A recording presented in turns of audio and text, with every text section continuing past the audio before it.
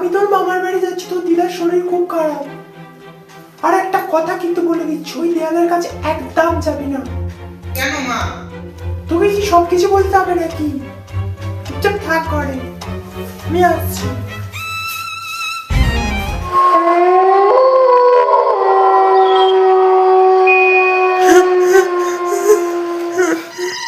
আজকে আবার ওই আওয়াজ? আজকে গিয়ে দেখতেই হবে ওই সত্যি ঘটনাটা কি ওখানে।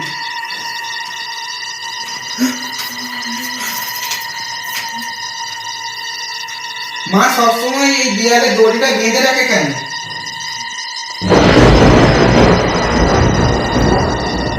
সত্যি তো এখানে কিছু দেখতে পাচ্ছি না, এটা আমারই মনের ভুল।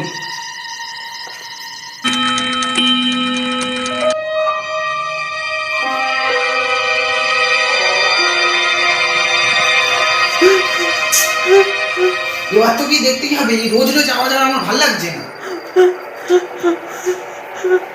এবার তো এখান থেকে কোনো আওয়াজ আসছে না, মা বাবার রুম থেকে আওয়াজটা আসছে, দেখি তো গিয়ে।